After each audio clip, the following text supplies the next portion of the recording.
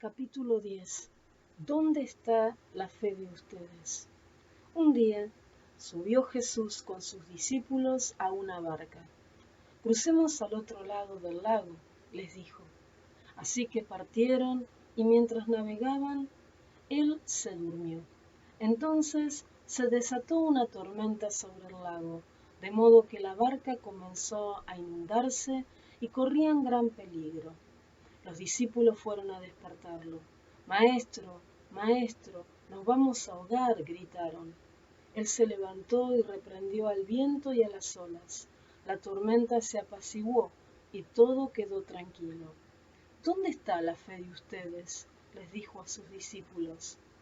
Con temor y asombro, ellos se decían unos a otros, ¿quién es este que manda aún a los vientos y al agua y le obedecen? Lucas 8, 22 al 25. Quiero llamar la atención de manera especial a esta pregunta que nuestro Señor y Salvador Jesucristo dirigió a los discípulos. Les dijo, ¿dónde está la fe de ustedes? Lucas 8, 25.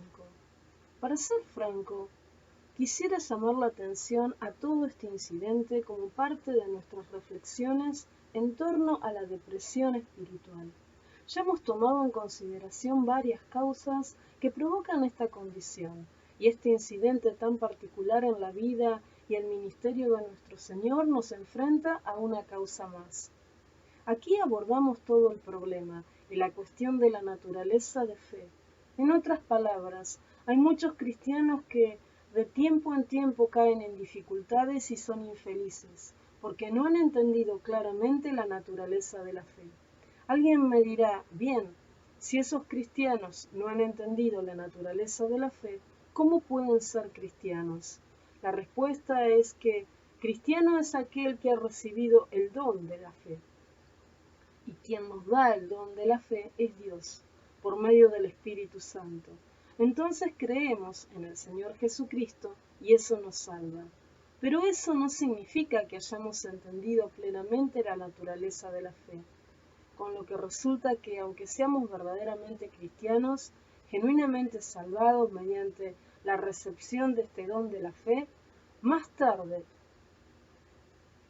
podemos tener dificultades con nuestra experiencia espiritual por no haber entendido lo que realmente es la fe. Aunque se nos da como un don, a partir de allí hay cosas que tenemos que hacer al respecto. Ahora bien, este asombroso incidente pone de relieve lo importante que es distinguir entre el don original de la fe y el camino de la fe o la vida de la fe que sigue después. Dios nos inicia en la vida cristiana y luego nosotros tenemos que recorrerla. Vivimos por fe, no por vista. 2 Corintios 5, 7. Es el tema que ahora vamos a estudiar. Antes de entrar de lleno en el tema, debo decir algo en cuanto a este gran incidente en sí mismo y por sí mismo. Visto desde cualquier punto de vista, se trata de un acontecimiento de mucho interés e importancia. Por ejemplo, tiene mucho que decirnos acerca de la persona de nuestro Señor mismo. Nos enfrenta a lo que se considera una paradoja, una aparente contradicción en la persona de nuestro Señor Jesucristo. Lo vemos en la barca agotado y cansado. De hecho, tan cansado que se quedó dormido. Dicho incidente ha quedado registrado en los 3 evangelios llamados sinópticos, es decir, en Mateo, Marcos y Lucas, y es de suma importancia para entender la persona de nuestro Señor Jesucristo. Veámoslo fatigado, cansado y agotado, al punto de quedarse dormido, y aunque se ha levantado una tormenta, él sigue durmiendo. ¿Quién podría dudar de su humanidad, sujeto como está a la flaqueza del hombre de carne y sangre como el resto de nosotros? Ah, sí, pero esperemos un momento. Los discípulos vienen a él y lo despiertan diciendo, Maestro, Maestro, nos vamos a ahogar. Lucas 8:24. Entonces él se levanta, reprende al viento y al furor del mar. Estos se apaciguan y vuelve la calma. Uno de los otros evangelistas nos dice que todo quedó completamente tranquilo. Mateo 8:26. No es de sorprenderse que los discípulos al ver todo esto se hayan maravillado y se hayan dicho unos a otros: ¿quién es este que manda aún a los vientos y al agua y le obedecen? Lucas 8:25. Evidentemente era un hombre y sin embargo evidentemente era Dios. Podía mandar a los elementos, podía silenciar al viento y detener la furia del mar. Jesús es el Señor de la naturaleza y de la creación, es el Señor del universo. He aquí el misterio y la maravilla de Jesucristo, Dios y hombre, dos naturalezas en una sola persona, dos naturalezas, no mezcladas, pero presentes en una misma persona. Debemos partir de aquí. Si no entendemos esto con claridad, no tiene caso seguir adelante. Si no creemos en la singularidad, deidad del Señor Jesucristo, podemos ser cualquier cosa, menos cristianos.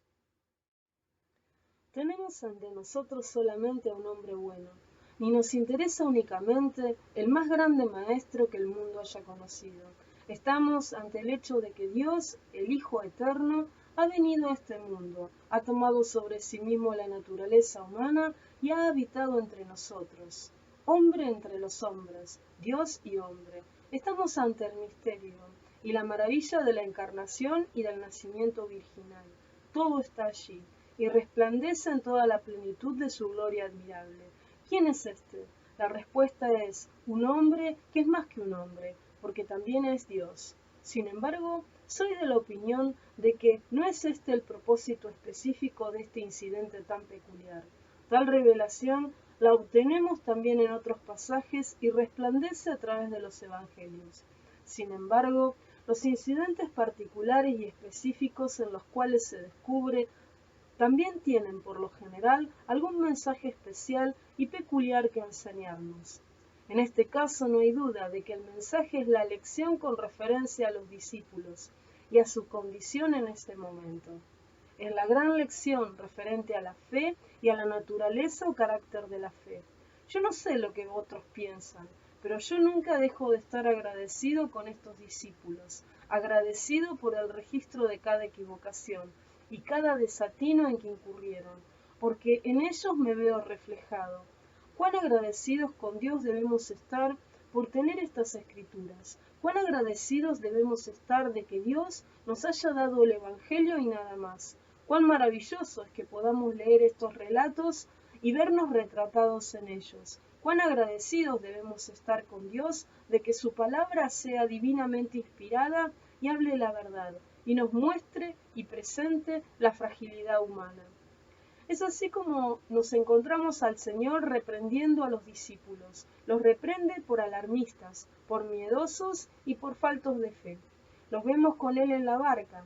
La tormenta se levanta y pronto los vemos en dificultades. Achican el agua, pero la barca va llenándose y ellos pueden ver que en poco tiempo se hundirá. Han hecho todo lo posible, pero no parece ayudar mucho. Y lo que los asombra es ver que el maestro todavía duerma profundamente en la popa del barco. Lo despiertan entonces y le dicen: Maestro, maestro, nos vamos a ahogar. Y Jesús se levanta y luego de reprender al viento y al mar, los reprende a ellos. Pero debemos tener cuidado y observar esta reprensión y entender lo que Jesús dice. En primer lugar, Jesús los reprende por el estado en que se encuentran. ¿Dónde está la fe de ustedes? Les pregunta. Mateo los llama hombres de poca fe, 8:26. Y en otro caso se dice que quedó asombrado por la incredulidad de ellos. Marcos 6:6. Jesús los reprendió por mostrarse tan agitados, asustados y alarmados, a pesar de que Él estaba con ellos en la barca. Esta es la primera gran lección que tenemos que aplicarnos a nosotros mismos y los unos a los otros. No está nada bien que un cristiano llegue a estar alguna vez en esa condición. No me importa cuáles puedan ser las circunstancias. El cristiano nunca debe estar agitado ni fuera de sí. Nunca debe perder la cabeza ni llegar a tal punto que pierda el control de sí mismo. Esta es la primera lección, en la cual ya hemos puesto énfasis antes, porque es una parte esencial de las enseñanzas del Nuevo Testamento. El cristiano nunca debe estar deprimido, ni agitado, ni alarmado, ni frenético, ni desconcertado, como si fuera uno más en el mundo. Esas reacciones ante los problemas son típicas de quienes no son cristianos. De allí que esté mal compartir su condición. El cristiano es diferente de los demás. El cristiano tiene algo que no puede poseer quien no lo es. Lo ideal para el cristiano es lo que es tan perfectamente establece el apóstol Pablo en el capítulo 4 de la epístola a los Filipenses. He aprendido a estar satisfecho en cualquier situación. Todo lo puedo en Cristo que me fortalece. Versículo 11 y 13. He allí la postura cristiana. He allí lo que el cristiano debe ser. Cualesquiera sean sus sufrimientos, el cristiano jamás debe dejarse arrastrar por ellos. Jamás. En un cristiano esto siempre está mal. El cristiano siempre debe poder mantener la serenidad, como espero demostrarlo. El problema con los discípulos es que habían perdido el control de sí mismos. Por eso se sentían desdichados. Por eso eran infelices. Por eso estaban alarmados y agitados, a pesar de que el Hijo de Dios estaba en la barca con ellos. Por mucho que recalque yo este punto, nunca lo recalcaré demasiado. Yo simplemente quiero establecer como propuesta que al margen de las circunstancias, el cristiano jamás debe perder el control de sí mismo, ni estar jamás agitado, aterrorizado o alarmado. Obviamente, esa es nuestra primera lección. La situación en que esta gente se encontraba era alarmante. Estaban en peligro de muerte, y todo parecía indicar que en cualquier momento morirían ahogados. Sin embargo, nuestro Señor les dice algo como esto: no deberían ponerse así. Como seguidores míos, no tienen derecho de alterarse de ese modo, aunque estén en peligro. He allí la primera gran lección. La segunda es que el error de caer en tal estado implica falta de fe y de confianza en el Señor. Por eso es tan reprensible este problema. Y por eso también reprendió el Señor a los discípulos. En efecto, les dijo: ¿se sienten así a pesar de que yo estoy con ustedes? ¿Acaso no tienen fe en mí? Marcos nos cuenta que dijeron: Maestro, ¿no te importa que nos ahoguemos? 4:38. Y yo no creo que ellos estuvieran refiriéndose solo a sí mismos o a su propia seguridad. No creo que fueran tan egocéntricos, ni creo que solo hayan querido decir: ¿no te importa que nos ahoguemos?, sin incluir a Jesús en ese nosotros. Yo creo que también estaban incluyendo a Jesús y que pensaban que todos se ahogarían. Maestro, ¿no te importa que nos ahoguemos? Con todo, esta agitación y esta alarma siempre conllevan una implícita falta de fe y de confianza en Jesús. Se trata de una falta de fe en su preocupación y cuidado por nosotros. Significa que nosotros nos hacemos cargo de la situación y que vamos a resolverla por nosotros mismos, con la idea de que a él no le importa, o tal vez no pueda hacer nada. Por eso esto resulta tan terrible. Pero me pregunto si siempre nos damos cuenta. Cuando miramos objetivamente el caso de estos discípulos, nos parece obvio, pero cuando nos encontramos agitados y molestos y no sabemos qué hacer, sino que damos la impresión de estar bajo una gran tensión nerviosa, cualquiera que nos vea podrá decir, y con razón: esta persona no tiene mucha fe en su Señor. Después de todo, parece que no tiene mucho caso ser cristiano, pues tal como lo veo en esta persona, no hay mucho valor en el cristianismo. Durante la guerra, todos nos vimos sujetos a estas pruebas de manera excepcional, pero aún ahora, en tiempos de paz, y dependiendo de cuál sea nuestra respuesta y nuestra reacción, cualquier cosa que se nos atraviese a nuestro paso y nos ponga en dificultades de inmediato, evidenciará si creemos y confiamos en él. Por lo tanto, aún a nivel superficial, a mí me parece que estas son dos grandes lecciones. Nunca debemos permitirnos caer en la agitación y en la turbación, cualesquiera que sean las circunstancias, porque hacerlo así implica falta de fe, falta de seguridad y falta de confianza en nuestro bendito Señor Jesús. Sin embargo, miremos ahora el pasaje en detalle y saquemos algunos principios generales del incidente, y de su gran enseñanza. Antes que nada, y luego de ver todo este asunto de la fe, me voy a permitir decir algo acerca de lo que yo podría llamar la prueba de la fe. Las Escrituras rebosan con esta idea de poner a prueba nuestra fe. Por ejemplo, el capítulo 11 de la Epístola de los Hebreos. En cierto sentido, no es sino una amplia exposición de este tema de la prueba de la fe. Cada uno de los allí mencionados fue puesto a prueba. Se les habían hecho grandes promesas y ellos las habían aceptado, pero entonces todo pareció salir mal. Esto puede afirmarse de todos ellos. Pensemos en la prueba de alguien como Noé o en la de alguien como Abraham, en las pruebas que hombres como Jacob y especialmente Moisés tuvieron que soportar. Dios concede el don de la fe y entonces esta es puesta a prueba. En el capítulo 1 de su primera epístola, Pedro nos dice exactamente lo mismo. A pesar de que hasta ahora han tenido que sufrir diversas pruebas por un tiempo, el oro, aunque perecedero, se acrisola al fuego. Así también la fe de ustedes, que vale mucho más que el oro, al ser acrisolada por las pruebas, demostrará que es digna de aprobación, gloria y honor, cuando Jesucristo se revele. 1 Pedro 1, 6 y 7. Este tema está presente en todas las Escrituras. Se le halla en la historia de los patriarcas y de todos los santos del Antiguo Testamento, lo mismo que en el Nuevo Testamento. En efecto, es el tema que distingue al último libro de la Biblia, el libro del Apocalipsis. Pero aclaremos algo. Debemos empezar por entender que podemos encontrarnos en una situación en la que nuestra fe se vea puesta a prueba. Dios permite que haya tormentas y pruebas. Si en este momento estamos viviendo nuestra vida cristiana o tratando de vivirla, dando por hecho que ella solo significa venir a Cristo y que ya no volveremos a tener aflicciones, estamos dando lugar a una terrible falacia. Tal idea es falsa y engañosa. Nuestra fe será puesta a prueba, y Santiago llega incluso a decir: considérense muy dichosos cuando tengan que enfrentarse con diversas pruebas. Santiago 1:2. Dios permite que haya tormentas y también que haya dificultades. Permite que el viento sople y que las grandes olas se agiten. Hasta puede parecernos que todo anda mal y que nosotros mismos estamos en peligro.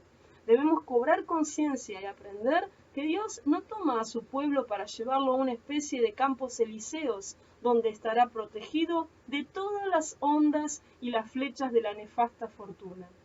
De ninguna manera. Vivimos en este mundo como todos los demás. De hecho, el apóstol Pablo parece llevar las cosas más lejos, cuando les dice a los filipenses: a ustedes se les ha concedido no solo creer en Cristo, sino también sufrir por Él. Filipenses 1:29. Y nuestro Señor dice: en este mundo afrontarán aflicciones, pero anímense, yo he vencido al mundo. Juan 16:33. Anímense.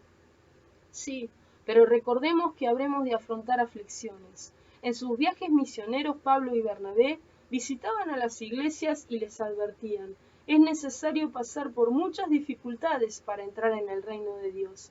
Hechos 14:22. Debemos empezar por darnos cuenta de que en este asunto vale más prevenir que lamentar. Si tenemos un concepto mágico de la vida cristiana, con toda seguridad nos veremos en problemas, pues cuando lleguen las dificultades nos sentiremos llevados a preguntar: ¿por qué permite Dios que pase esto? Y nunca deberíamos hacer tal pregunta. Si tan solo nos diéramos cuenta de que esta verdad fundamental, nunca preguntaríamos eso. ¿Nuestro Señor se acuesta a dormir y deja que venga la tormenta? La situación puede llegar a ser desesperada, y tal vez nos parezca que perderemos la vida. Todo puede parecernos contrario, y no obstante, bueno, he aquí un poeta cristiano que lo ha dicho por nosotros: cuando todo parezca ir en contra nuestra y llevarnos a la desesperación, pero el poeta no llega a estar desesperado, porque dice a continuación: sabemos que hay alguien en la puerta abierta y que alguien oirá nuestra oración. Sin embargo, las cosas pueden llegar a un punto crítico, cuando todo parezca ir en contra nuestra y llevarnos a la desesperación. Por lo tanto, estemos preparados, pero vayamos también más allá. Mientras todo esto sucede, Dios parece no estar preocupado en lo absoluto por nosotros. Es allí donde interviene la verdadera prueba de la fe. El viento y las olas presagian un desastre, y el agua entraba en la barca. Y si esto era ya bastante grave, lo que a ellos más les preocupaba era la aparente despreocupación del Señor. Seguía durmiendo, sin ninguna preocupación evidente. Maestro, ¿no te importa que nos ahoguemos? Marcos 4:38. Jesús se ve despreocupado, despreocupado de nosotros, despreocupado de sí mismo, despreocupado de su causa, despreocupado de su reino. Y imaginémonos cómo se habrán sentido los discípulos. Ellos lo habían seguido, habían escuchado sus enseñanzas en cuanto al advenimiento del reino. Habían visto sus milagros y esperaban ver que sucedieran cosas maravillosas. Y ahora todo parecía que iba a terminar en un naufragio donde todos morirían ahogados. Vaya anticlímax, y todo por causa de su despreocupación. Hay que ser muy joven en la vida cristiana para no saber algo acerca de esto. ¿No hemos pasado todos alguna vez por esta situación de prueba y dificultad y tenido la impresión de que en cierto modo a Dios parece no importarle? ¿Por qué Dios no hace nada al respecto? Son muchos los que se preguntan por qué Dios permite que yo, que soy cristiano, sufra a manos de alguien que no lo es. ¿Por qué permite Dios que a mí todo me salga mal y no a los otros? ¿Por qué prospera aquel mientras yo fracaso? ¿Por qué no hace a Dios algo al respecto? ¿Cuán frecuentes son este tipo de preguntas por parte de los cristianos? Las han hecho en cuanto al estado general de la iglesia de nuestros días. ¿Por qué no manda Dios un avivamiento? ¿Por qué permite que estos racionalistas y ateos tomen el poder? ¿Por qué no interviene Dios y reaviva su obra? ¿Con cuánta frecuencia nos vemos tentados a hablar así, tal como estos discípulos lo hicieron en la barca? El hecho de que Dios permita que pase todo esto y de que frecuentemente parezca no importarle nada, en realidad constituye lo que aquí estoy llamando la prueba de fe. En estas condiciones nuestra fe queda probada y comprobada, y Dios lo tolera todo, lo permite todo. Santiago llega a decirnos que nos consideremos muy dichosos cuando estas cosas nos sucedan. Esto es la prueba de fe. Es una cuestión de gran trascendencia, pero en nuestros días no hablamos mucho acerca de esto, ¿o sí? En cambio, si retrocediéramos a siglos XVII o XVIII, veríamos que en aquel tiempo esto era un gran tema familiar. Supongo que en muchos sentidos era el tema central de los puritanos. Ciertamente fue prominente más tarde, durante el reavivamiento evangélico del siglo XVIII. La prueba de la fe del hombre, cómo vencer las pruebas, el andar por fe y la vida de fe eran su tema constante. Pasemos ahora a la segunda pregunta. ¿Cuál es la naturaleza o carácter de la fe? Por encima de todo, este es el mensaje particular de este incidente, y tengo la impresión de que resulta muy claro en la versión que de él nos representa el Evangelio de San Juan. Por eso he tomado el incidente de este Evangelio en particular, poniendo el énfasis en la forma en que nuestro Señor hace la pregunta: ¿dónde está la fe de ustedes? Allí está la clave de todo el problema. Observemos la pregunta de nuestro Señor. Parece implicar que Él sabe perfectamente bien que ellos tienen fe. La pregunta que les hace es: ¿dónde está? Ustedes han alcanzado la fe, pero ¿dónde está en este momento? Debería estar acá. ¿Qué pasó con ella? Y esto es lo que nos da la clave para entender la naturaleza de la fe. Antes que nada, voy a permitirme ponerlo en forma negativa. La fe no es obviamente solo una cuestión de sentimientos. No puede ser, porque en circunstancias así los sentimientos pueden ser muy variables. No se supone que un cristiano deba deprimirse cuando todo sale mal. Al contrario, se le dice: alégrate. Los sentimientos solo dan con la felicidad. El regocijo abarca más que los sentimientos. Si la fe fuera solo una cuestión de sentimientos, entonces, cuando las cosas andan mal y los sentimientos cambian, la fe se desvanecería. Pero la fe no es solo cuestión de sentimientos. La fe se adueña de todo el hombre, incluso de su mente, de su intelecto y de su entendimiento. Como veremos, la fe es una respuesta a la verdad. Más importante aún es lo segundo. La fe no es algo que opere de modo automático ni por magia. De este desatino me parece que todos de una manera u otra hemos sido culpables. Parece que pensamos que la fe es algo que funciona automáticamente. Me parece que mucha gente concibe la fe como algo semejante a esos termostatos que se conectan a la calefacción. Se ajusta el termostato a la temperatura deseada y el termostato trabaja automáticamente. Si la temperatura tiende a elevarse más de lo deseable, el termostato entra en acción y la mantiene baja. Si se usa agua caliente y la temperatura baja, el termostato entra en acción y la eleva. No hay que meter las manos, el termostato trabaja automáticamente y una vez más lleva a la temperatura al nivel deseado, etcétera, etcétera. Y la verdad es que hay mucha gente que parece pensar que la fe opera de igual manera. Dan por hecho que no importa lo que le suceda, la fe entrará en acción y todo volverá a su nivel. Sin embargo, la fe no es algo que funcione automáticamente o como por arte de magia. De ser así, estos discípulos nunca habrían estado en problemas. La fe hubiera entrado en acción, ellos habrían estado serenos y tranquilos y todo habría salido bien.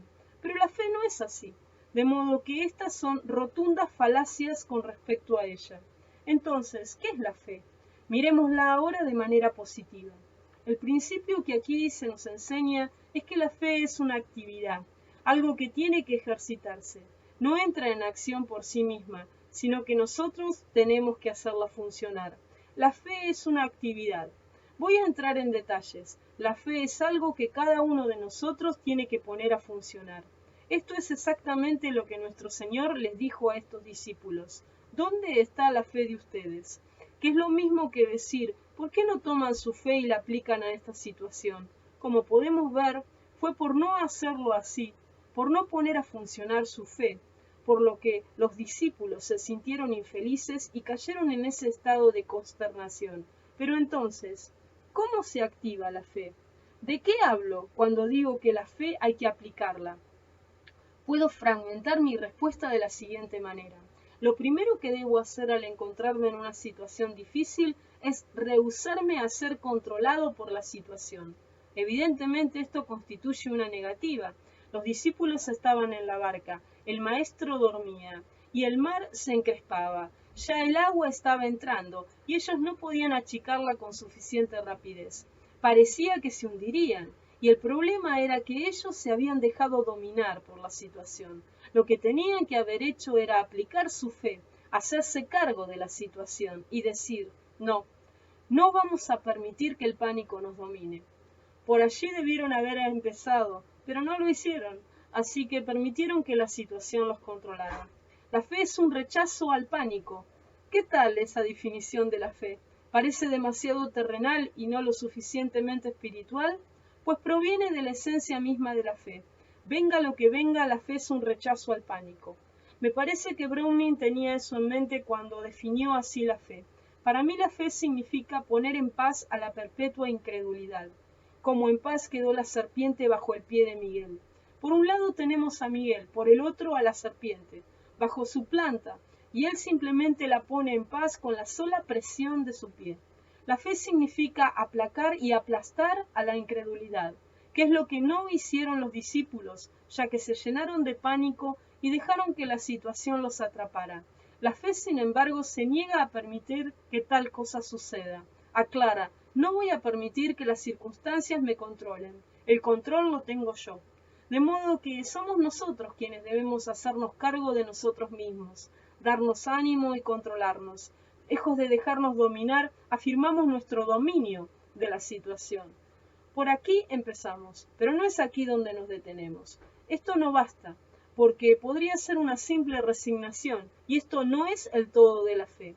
Una vez dado este primer paso y habiendo recobrado el ánimo, debemos traer a memoria lo que creemos y sabemos. Esto fue una vez más lo que estos tontos discípulos no hicieron.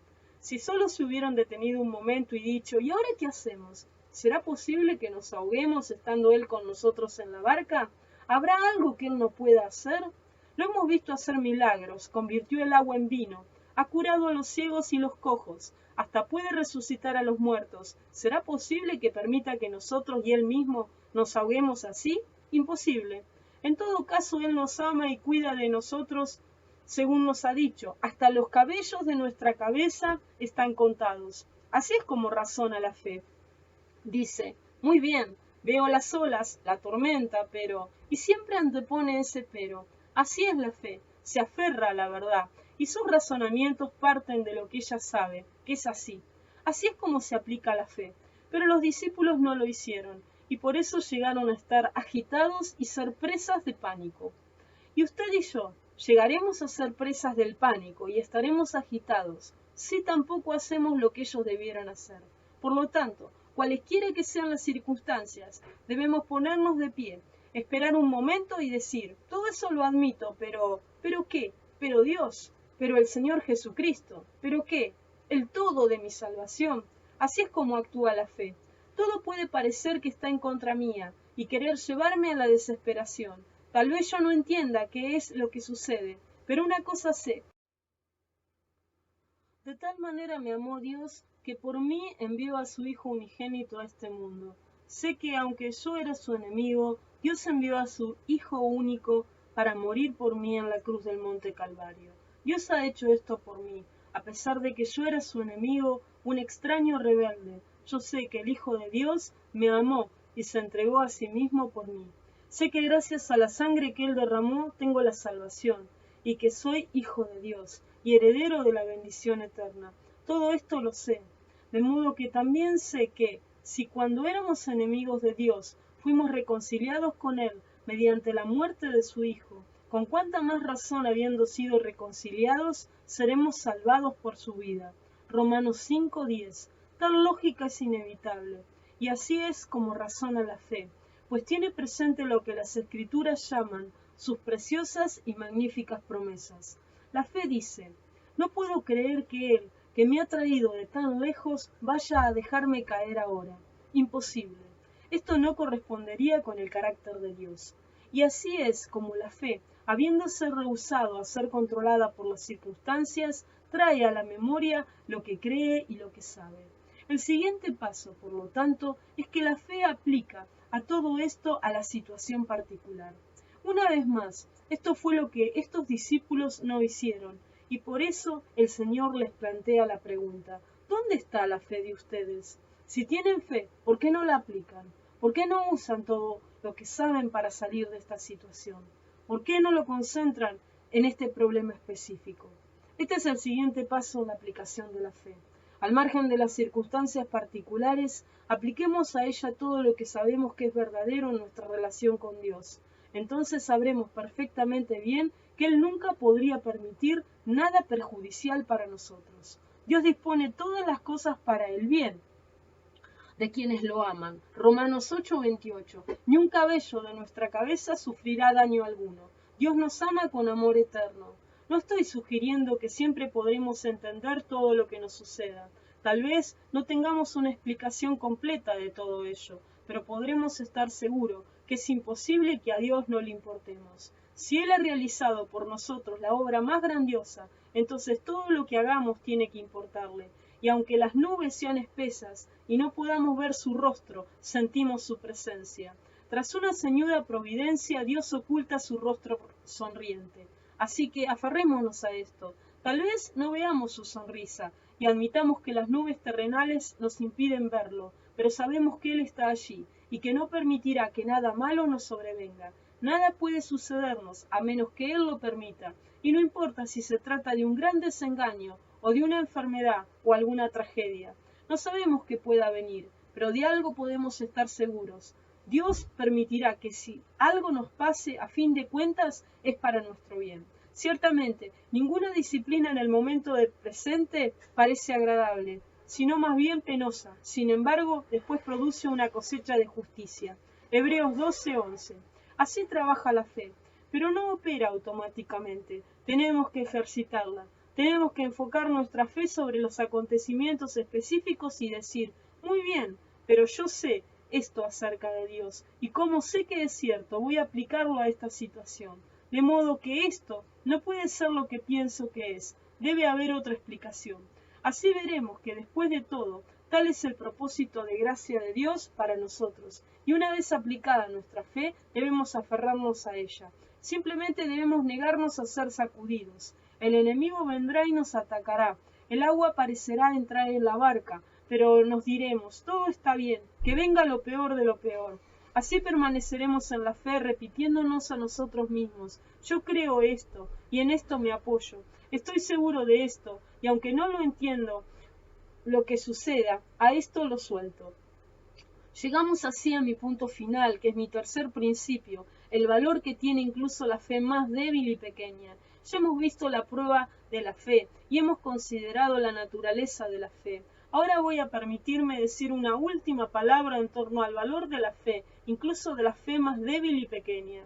Aún cuando en esta ocasión la fe de los discípulos se mostró raquítica, insignificante e incompleta, de todos modos, ellos tuvieron la cantidad de fe suficiente para llevarlo finalmente a que hicieran lo correcto. Recurrieron a Jesús. Todavía tenían cierta idea de que él podía hacer algo, así que lo despertaron y le dijeron: Maestro, ¿no vas a hacer algo al respecto? Tal vez me dirán que esta es una fe muy pobre y débil, pero gracias a Dios es fe. Aunque la fe es pequeña, como un grano de mostaza, es valiosa porque nos lleva a Él. Y cuando acudimos a Él, esto es lo que encontramos. Lo veremos desilusionado de nosotros y no lo ocultará. Nos reprenderá y nos dirá: ¿por qué no lo razonaste? ¿Por qué no aplicaste tu fe?